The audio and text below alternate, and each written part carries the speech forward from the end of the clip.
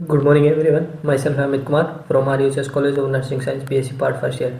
आज हम पढ़ने वाले हैं मेमोरी के बारे में कि मेमोरी क्या होती है, यानी चीज़ों को याद करना। रिमेम्बरिंग मीनिंग क्या है, important role in learning and psychological growth. Learning और साइकोलॉजिकल ग्रोथ में मेमोरी का बहुत इंपॉर्टेंट रोल है। Memory is the special ability of the mind to store information, यानी इन्फॉर्मेशन को स्टोर करने में ये एक जो स्पेशल एबिलिटी होती है वही मेमोरी होती है। विच हैड हैपन अर्लियर, जो जितनी जल्दी हो सकती है वो मतलब जल्दी जल्दी होती है। Thus storage of information in mind is called as memory, यानी storage of information in the mind is called memory.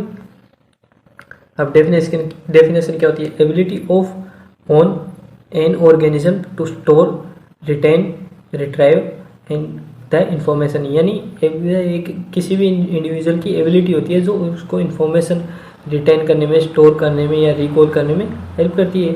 Type of memory कौन कौन सी हो सकती है, सेंसरी हो सकती है, शॉर्ट टर्म मेमोरी हो सकती है या लॉन्ग टर्म मेमोरी हो सकती है। सेंसरी मेमोरी को इमीडिएट मेमोरी कहते हैं, यानी जो तुरंत होती है, जो 1 या 2 सेकंड के लिए होती है। और जैसे कि मालूम है कोई भी इंफॉर्मेशन आई तो सबसे पहले आती है वो सेंसरी मेमोरी या इमीडिएट मेमोरी में, जो 1 या 2 सेकंड के लिए होती है। और फिर से वो ट्रांसफ़र होके शॉर्ट टर्म मेमोरी में जाती है जो 20 से 30 सेकंड के लिए होती है। शॉर्ट टर्म मेमोरी को वर्किंग मेमोरी भी कहते हैं, जो नॉर्मल लोग यूज़ करते हैं या मतलब नॉर्मली एक पर्सन या इंडिविजुअल काम में लेता है। और लॉन्ग टर्म मेमोरी पर डे, वीक, मतलब ये पर डे के लिए, एक दिन के लिए, वीक के लिए, हफ्तों के लिए कोई चीज़ याददाश्त में हो सकती है। डिक्लेरेटिव होती है, परसेप्चुअल होती है मेमोरी। और ये भी परसेप्चुअल मेमोरी भी 2 टाइप की होती है, सेमेंटोइक, एपिसोडिक। फैक्टर कौन कौन से जो मेमोरी को अफेक्ट कर सकते हैं, एक्सट्रिंसिक होता है, इंट्रिंसिक होता है। ज़्यादातर क्वेश्चन अगर मेमोरीज में आता है तो ये पूछा जाता है फैक्टर कौन कौन से जो मेमोरी को अफेक्ट करते हैं। अब ये इसमें कौन कौन से होते हैं, 2 फैक्टर होते हैं, एक्सट्रिंसिक और इंट्रिंसिक। एक्सट्रिंसिक में कौन कौन से होते हैं, मीनिंगफुलनेस ऑफ मटेरियल का क्या मीनिंग है, इसको हम डिटेल से ब्रीफली लिख सकते हैं। अगर कोई बड़ा क्वेश्चन आता है तो भाई क्या क्या मटेरियल का मीनिंग होना चाहिए, सही होना चाहिए, गलत होना चाहिए, कैसा होना चाहिए। अमाउंट ऑफ मटेरियल ज़्यादा अमाउंट में होगा तो कम याद होगा, और कम अमाउंट में होगा तो बढ़िया तरीका है। Drugs and chemicals, distribution, food and supplement. और इंट्रेंसिक में age, maturity, will to learn, interest and attention, intelligence, rest and sleep, medical condition, emotion, ये चीज़ें फैक्टर अफेक्ट करती हैं। Accurate observation, attention, sense perception, motivation, interest, ये भी affect करते हैं। अब मेथड ऑफ इम्प्रूव मेमोरी को इम्प्रूव करने के कौन कौन से मेथड है, प्रॉपर लर्निंग और मेनीमोनिक्स। मेमोरी ट्रिक्स जो बनाते हैं वो चीज़ें इफेक्ट करते हैं। प्रॉपर लर्निंग में कौन कौन से आते हैं, पहला आता है the whole and part method. इसमें क्या होता है कि एक मान लो कोई रैंडम पोइम दे दी तो उसको या तो हम एक कम्प्लीटली एक साथ याद कर सकते हैं या उसको छोटे छोटे टुकड़ों में तोड़ के याद कर सकते हैं। ये होता है होल एंड पार्ट मेथड, या तो पूरे या छोटे छोटे टुकड़ों में। और दूसरी आती है द अनस्पेस्ड मेथड, यानी एक पर्टिकुलर टाइम के बाद कुछ टाइम दिया जाता है उस लर्निंग को। जैसे कि मान लो भी आप पढ़ रहे हो, आप 1 घंटे पढ़े तो 10 मिनट का ब्रेक, फिर 1 घंटे पढ़े तो 10 या 15 मिनट का ब्रेक, ऐसे होता है ना। मतलब एक रेगुलर टाइम के बाद फिक्स 10 या 15 मिनट का break. Spaced and unspaced learning method. The meditation यानी मेडिटेशन के बाद जो लर्निंग होती है। मेनोमिक्स, रेमिक्स सिस्टम, कोई भी राइम बना के, मेक ए सॉन्ग, रिहर्सल करके बार बार चीज़ों को रिहर्सल करके इस चीज़ों को लर्न कर सकते हैं। सेल्फ फीडबैक, खुद को फीडबैक दे के भाई उन चीज़ों को लर्न कर सकते हैं। रिव्यू दे सकते हैं। नेचर ऑफ मेमोरी क्या होता है, स्पेशल एक्टिविटी ऑफ माइंड है टू स्टोर पास्ट एक्सपीरियंस और पास्ट इंफॉर्मेशन। कॉम्प्लेक्स प्रोसेस है, learning, retention, recall, recognisation. Process begin with learning और experiencing, sometime end with revival of reproduction, यानी नई चीज़ों को जनरेट करती हैं। और 4 स्टेज होती है, कौन कौन सी, लर्निंग एंड एक्सपीरियंसिंग, कुछ चीज़ों का अनुभव लेना। रिटेंशन, उन चीज़ों को संग्रहित करना। रिकॉग्नाइजेशन, उनको याद करना। रिकॉल भी एक टाइप का, रिकॉल और रिकॉग्नाइजेशन एक जैसी चीज़ें होती हैं, यानी चीज़ों को याद करना। अब आता है कौन कौन सी थ्योरी है जो मेमोरी में होती है। Theory of general memory function, encoding, यानी जैसे कि कंप्यूटर में कोई भी लैंग्वेज होती है उसको एनकोड करना, उस मैसेज को पढ़ना। स्टोरेज, वो कहाँ स्टोरेज, रिट्राइवल, उसको जिसमें जो स्टोर किया गया उससे अपने को वापस लेना। ये चीज़ें प्रोसेस हो गई थ्योरी में आ गई। ये इसकी process information processing theory by Richard, and Richard ने दी memory start with a memory input, यानी कोई भी मेमोरी इनपुट है उससे स्टार्ट होगी फ्रॉम द एनवायरमेंट, एनवायरमेंट से input held for several seconds in sensory register, यानी कोई भी सेंसेशन आया, स्टिमुलस आता है तो वो कुछ सेकंड के लिए सेंसरी रजिस्टर में रहता है। Information that attend past into short term memory STM where held for 20 to 30 second, यानी उस जगह पे 20 या 30 सेकंड के लिए मुश्किल से रहता है वो short term memory. Information rehearse, अगर बार बार उसको प्रैक्टिस करेंगे तो वो लॉन्ग टर्म मेमोरी में चली जाती है। अब एक फ्लो चार्ट दिया गया है, जैसे देखिए मान लो कोई भी इन्फॉर्मेशन आए सेंसरी मेमोरी में आती है, यानी इमीडिएट मेमोरी में 1 या 2 सेकंड के लिए आ रही है, अगर उस पर अटेंशन देंगे तो वो शॉर्ट टर्म मेमोरी में चली जाएगी। शॉर्ट टर्म मेमोरी 10 या 20 सेकंड के लिए, अगर उसकी बार बार रिहर्सल की जाए तो वो लॉन्ग टर्म मेमोरी में चली जाएगी और उसको हम कभी भी याद कर सकते हैं, यानी रिट्राइवल कर सकते हैं। अब आता है फॉरगेटिंग। फॉरगेटिंग मेमोरी का बिल्कुल उल्टा होता है, loss of memory, meaning forgetting is a failure to recalls an idea और ग्रुप ऑफ आइडियाज। एक ग्रुप ऑफ आइडिया या किसी पर्टिकुलर आइडिया को याद करने में फेलियर होना ही फॉरगेटिंग है। Definition according to Munn, forgetting is a permanent और temporary loss of ability to recall, यानी ये परमानेंट भी हो सकती है और टेम्परेरी भी हो सकती है। Loss of ability to recall, याद करने की क्षमता। Forgetting means failure to any time to recall any experience, जो हमने पास्ट में जो चीज़ें सीखी हैं उनको रिकॉल नहीं कर पा रहे हैं, यही फॉरगेटिंग है। टाइप ऑफ फॉरगेटिंग कौन कौन सकते हैं? नेचुरल, यानी एक टाइम्स के साथ, पर्टिकुलर टाइम के साथ चीज़ें भूल जाते हैं। यानी मान लो आपने 10वीं क्लास में, मान लो भाई 10वीं क्लास में 7वीं क्लास में आप कैसे थे, कौन कौन दोस्त थे, बहुत सी चीज़ें आप भूल गए। आप उन चीज़ों पे ध्यान ही नहीं दे रहे, यानी एक पर्टिकुलर टाइम के बाद या टाइम के बाद उन चीज़ों को भूलते जाते हैं। एबनॉर्मल फॉरगेटिंग या मॉर्बिड फॉरगेटिंग, रिप्रेशन, यानी अपन खुद की वजह से या खुद उन चीज़ों को भूलना चाहते हैं। जैसे कि मान लो भाई किसी का बर्थडे है, किसी दोस्त का बर्थडे आया और हमने उससे लड़ाई करके उसका बर्थडे भूल गए, तो ये था एबनॉर्मल। स्पेसिफिक फॉरगेटिंग, जानबूझ के चीज़ होते हैं। साइकोलॉजिकल प्रॉब्लम्स की वजह से फॉरगेट कर जाते हैं कुछ चीज़ों को। जैसे कि मान लो कोई प्रॉब्लम हो गई, अचानक से किसी के परिवार में कोई एक्सपायर हो गया, तो उसकी साइकोलॉजिकल मेंटल डिस्टर्ब हो जाएगा और वो चीज़ें भूलने लगेगा, यानी हाँ ये दिन था मैं भूल गया, ये चीज़ें थी भूल गए। बायोलॉजिकली अगर बीमार हो गया है, हार्मोन फ्लक्चुएट हो रहे हैं, तो बायोलॉजिकली वो चीज़ें भूल सकता है। Theories of forgetting, the trace decay theory, यानी टाइम के साथ, एक पर्टिकुलर टाइम के साथ वो चीज़ें धीरे धीरे भूलने लगता है। द इंटरफेरेंस थ्योरी, यानी कुछ चीज़ों के आने से, इंटरफेयर करने की वजह से वो चीज़ें भूल जाता है। कन्फ्यूजन की वजह से भूल जाता है। द रिप्रेशन थ्योरी, यानी जानबूझ के उन चीज़ों को दबाता है और बोलने की कोशिश करता है।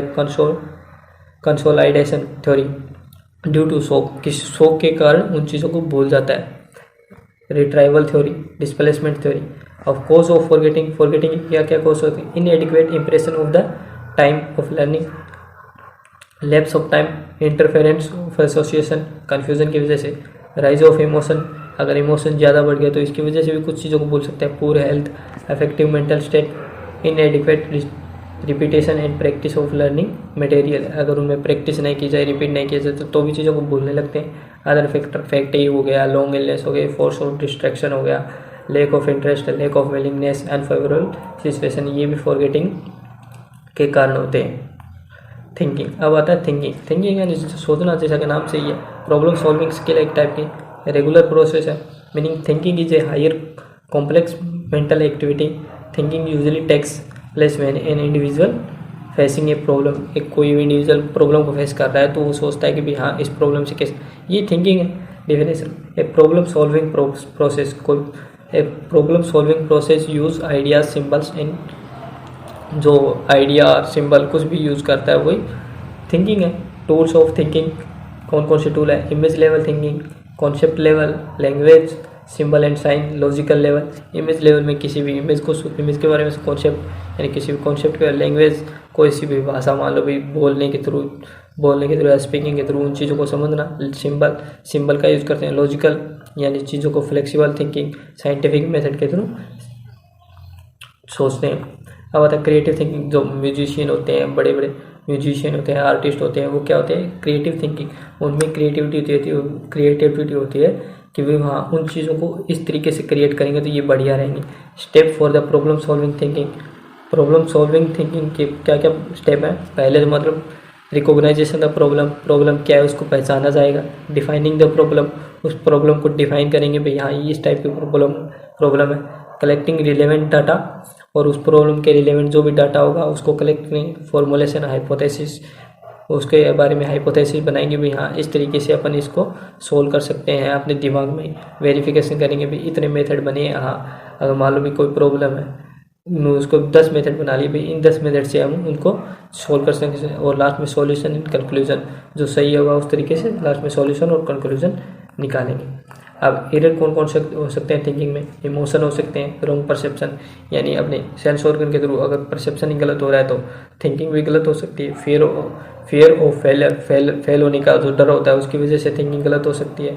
सप्रेशन और बिलीफ, लेक ऑफ इंफॉर्मेशन, गेसिंग, अगर गैस करना गलत हो गया तो थिंकिंग भी अपनी गलत हो सकती है। टाइप ऑफ थिंकिंग क्या होता है, कौन कौन से होते हैं? 3 होते हैं, वैसे तो 3 होते हैं नॉर्मली।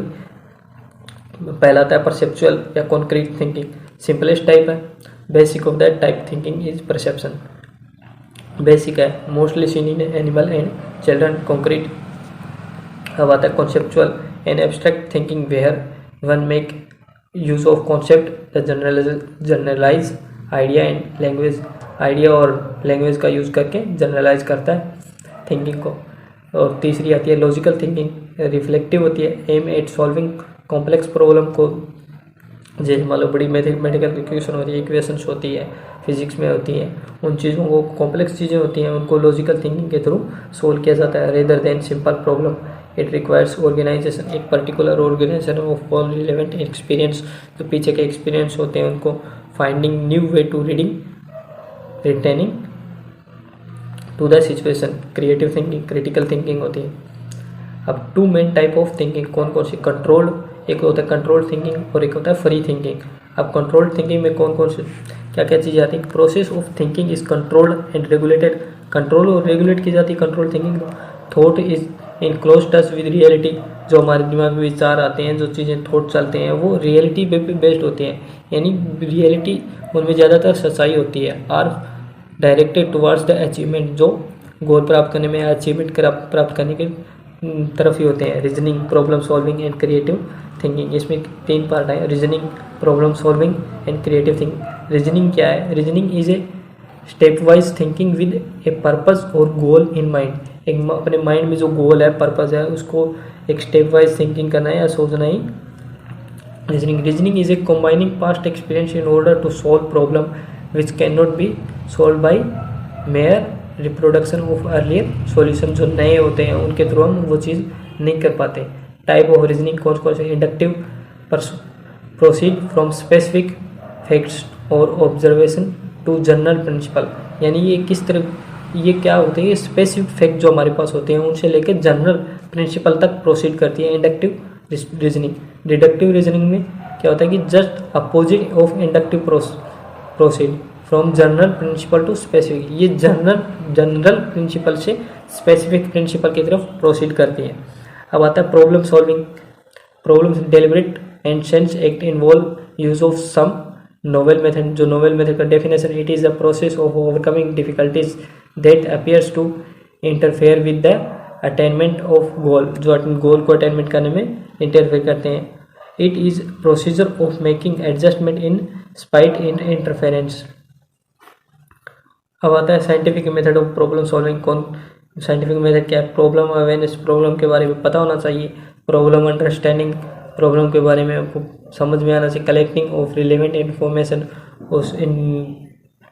उसके बारे में रिलेवेंट इन्फॉर्मेशन हो जाए। Formulation of hypothesis, selection of A proper solution, verification of concluded solution of hypothesis. अब जॉन ब्रेनफोर्ड एंड बेरी सेंटेन ने ड्राइव किया, इसने एडवोकेट की 5 स्टेप की, कौन कौन सी जो 5 स्टेप है वो प्रॉब्लम सॉल्विंग के मेथड हो सकते हैं। आइडियल, या इन्होंने ट्रिक दी आइडियल। आई से आइडेंटिफाइंग द प्रॉब्लम, प्रॉब्लम को आइडेंटिफाई करना। डी से डिफाइनिंग द रिप्रेजेंटिंग प्रॉब्लम, जो रिप्रेजेंटिंग प्रॉब्लम है उसको डिफाइन करना। एक्सप्लोरिंग, ई से एक्सप्लोरिंग पॉसिबल स्ट्रेटेजी, उनको सॉल्व करने की कौन कौन सी पॉसिबल स्ट्रेटेजी है। ई से ए से एक्टिंग ऑन स्ट्रेटेजी, उन स्ट्रेटेजी पे काम करना। L looking back and evaluating the effect of one activities, और उनमें से कौन सी एक्टिविटीज़ पे काम कर रही है उसके बारे में सोचना। क्रिएटिव थिंकिंग वही हो गया, यानी डांसर होते हैं, पेंटर होते हैं, उनमें क्रिएटिव थिंकिंग होती है।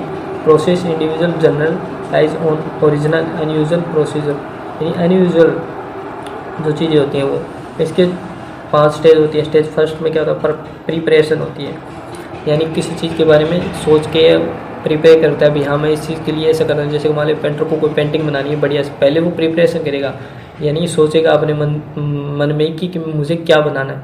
दूसरा इंक्यूबेशन, उसके सोचने और उसके स्टार्ट करने के बीच में एक थोड़ा सा गैप होता है, उस चीज़ के बारे में इंक्यूबेट करेगा। तीसरी आती है इनसाइट इल्यूमिनेशन, इनसाइट यानी उस चीज़ के बारे में सोचेगा, फिर इवॉल्व करेगा, वेरीफाई करेगा हाँ भाई इतने अगर तरीके हैं इनमें से ये तरीका बेस्ट है, और लास्ट में रिवीजन करके वो उस चीज़ पे काम करेगा। अब आती है दूसरी free thinking. Thought process allowed much greater freedom of action. Freedom होती है imagination, day dreaming and dreaming, यानी ये इमेजिनेशन, थिंकिंग, ये डे ड्रीमिंग ये फ्री एक्शन होते हैं, यानी किसी के कंट्रोल में नहीं होते। Imagination use image beyond them on based past experience के थ्रू किसी चीज़ को इमेजिनेशन करना, ये इमेजिनेशन। डे ड्रीमिंग दिन में सपने देखना टाइप का, इम्पॉसिबल चीज़ों के बारे में जो पॉसिबल लगने लग जाती है। मान लो भी चीज़ें इम्पॉसिबल हैं, लेकिन डे ड्रीमिंग में क्या होता है वो चीज़ें पॉसिबल लगती हैं। Dreams are mental activities of lighter sleep. Level of thinking based on Bloom's taxonomy. Bloom's की टेक्सोनॉमी के अकॉर्डिंग कौन कौन से थिंकिंग के लेवल है। पहला होता है नॉलेज, यानी knowledge specific facts terms concept principle. Comprehension to understand, comprehension क्या होता है to understand, interrupt, compare, contrast और एक्सप्लेनेशन। एप्लीकेशन उनको अप्लाई करना, एनालिसिस उन चीज़ों को एनालाइज करना, और सिंथेसिस लास्ट में create something to integration ideas into to formulate a solution, यानी उनको सॉल्यूशन करने में सिंथेसिस करना, इवैल्यूएशन उन चीज़ों को इवेल्युएट करना। अब आता है elements of development of thought thinking में कौन कौन से एलिमेंट है। Our ability to learn and solve problem depend upon ability to think, यानी प्रॉब्लम को सोल्व करने की क्षमता किस चीज़ पर डिपेंड करेगी, अपन कैसा सोच सकते हैं, कितना सोच सकते हैं। इमेज, कोई भी इमेज है, mind picture consist of personal experience पे इमेज बना के, कॉन्सेप्ट बना के, सिंबल और साइन बना के, लैंग्वेज बना के, ब्रेन फंक्शन के थ्रू।